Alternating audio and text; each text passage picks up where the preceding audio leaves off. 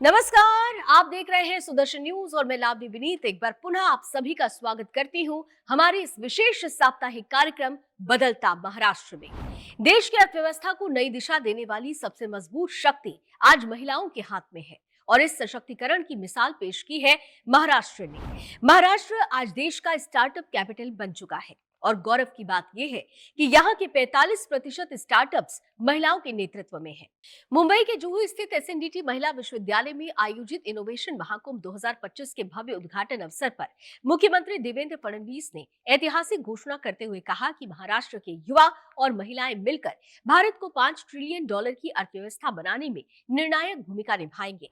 महर्षि curve की पुण्यतिथि के अवसर पर आयोजित इस कार्यक्रम में महिलाओं द्वारा स्थापित इनोवेटिव स्टार्टअप्स की प्रदर्शनी भी आयोजित की गई, जिसमें ग्रामीण महिलाओं के लिए तकनीकी समाधान से लेकर पर्यावरण अनुकूल उत्पादों तक की झलक देखने को मिली।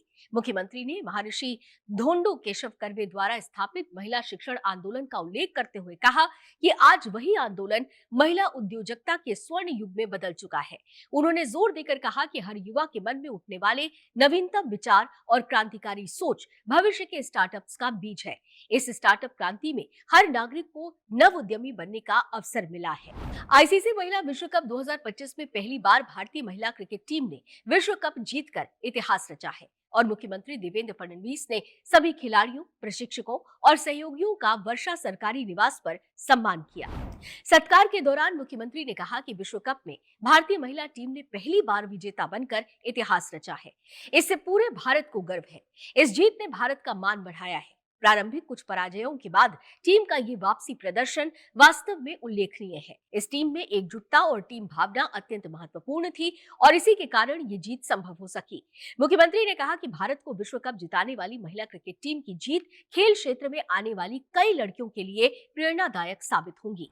भारत के विकास मानचित्र पर गढ़चिरौली अब सिर्फ एक जिला नहीं बल्कि विकसित भारत के संकल्प का प्रतीक बनता जा रहा है।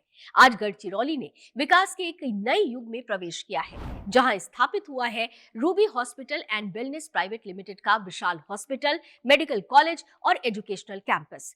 पुणे के प्रमुख हेल्थ केयर संस्थान रूबी हॉल क्लिनिक के इस नए विस्तार से गढ़चिरौली और आसपास के राज्यों के लाखों लोगों को अब उन्नत और विश्व स्तरीय चिकित्सा सुविधाएं सीधे स्थानीय स्तर पर उपलब्ध होंगी। पहले गंभीर मरीजों को बेहतर इलाज के लिए नागपुर या पुणे तक लंबा सफर तय करना पड़ता था, लेकिन अब यही सेवाएं गढ़चिरौली में ही मिलेंगी। नई स्वास्थ्य संस्थाओं के उद्घाटन से चिकित्सा संरचना मजबूत हुई है, जबकि उद्योग और पर्यावरण के संतुलन के साथ गढ़चिरौली स्टील हब के रूप में उभर रहा है। तकनीकी क्षेत्र में भी ये जिला नई ऊंचाइयों की ओर बढ़ रहा है। राज्य सरकार और स्टारलिंक की साझेदारी से सैटेलाइट आधारित इंटरनेट हर गांव तक शिक्षा और स्वास्थ्य सेवाओं को डिजिटल रूप से पहुंचा रही है, जिससे विकास की नई संभावनाओं का द्वार खुल रहा है। या सगळ्या आरोग्य व्यवस्थेमध्ये एक अतिशय महत्त्वाचं हॉस्पिटल म्हणून याच्याकडे पाहता येईल।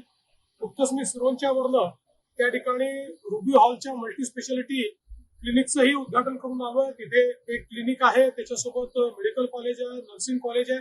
त्यामुळे वेगवेगळ्या प्रकारे चांगली आरोग्यदायी सेवा ही गडचिरोलीकरांना मिळावी, विशेषतः ती अहेरी आणि सिरोंच्या सारख्या भागात मिळावी, याकरता एक महत्त्वाचं पाऊल आपण उचललं। वर्ष 2027 में नासिक त्र्यंबकेश्वर में आयोजित होने जा रहा कुंभ मेला महाराष्ट्र में आध्यात्मिक, धार्मिक और सांस्कृतिक पर्यटन को नई ऊर्जा देगा और रोजगार के अवसरों को भी बढ़ावा देगा। इसके माध्यम से महाराष्ट्र की समृद्ध संस्कृति, परंपराएं और ऐतिहासिक धरोहरें देश की नहीं बल्कि विश्व भर में अपनी पहचान बनाएंगी। राज्य के मुख्य सचिव राजेश कुमार ने सभी विभागों को निर्देश दिए हैं कि सिंहस्थ कुंभ पर्व की तैयारी में सूक्ष्म और सशक्त नियोजन किया जाए। नासिक के विभागीय आयुक्त कार्यालय में आयोजित समीक्षा बैठक में मुख्य सचिव ने कहा कि नासिक त्र्यंबकेश्वर कुंभ में श्रद्धालुओं की संख्या अत्यधिक रहने की संभावना है, इसलिए भीड़ नियंत्रण, यातायात प्रबंधन और सुविधा वितरण का विस्तृत नियोजन आवश्यक है। उन्होंने स्पष्ट किया कि पार्किंग स्थल से लेकर अमृत स्नान घाट तक की संपूर्ण जानकारी मोबाइल ऐप, पोर्टल और अन्य डिजिटल माध्यमों से पहले ही उपलब्ध कराई जाए, ताकि श्रद्धालुओं को किसी प्रकार की असुविधा न हो। मुख्य सचिव ने सभी विभागों के बीच निरंतर समन्वय पर जोर देते हुए निर्देश दिए कि स्वच्छता, हरित और पर्यावरण पूरक पहल पर विशेष ध्यान देने के साथ सुरक्षा, आपदा प्रबंधन, मानव बल और आवश्यक साधनों की उपलब्धता सुनिश्चित की जाए। और साथ ही समस्त विकास कार्य समय पर पूर्ण किए जाएं। आज के बदलता महाराष्ट्र के इस अंक में केवल इतना ही। नवीन जानकारियों के साथ आपसे पुनः भेंट होगी अगले सप्ताह इसी समय सुदर्शन न्यूज पर। तब तक के लिए लावली विनीत को दीजिए अनुमति। जय महाराष्ट्र, जय हिंद।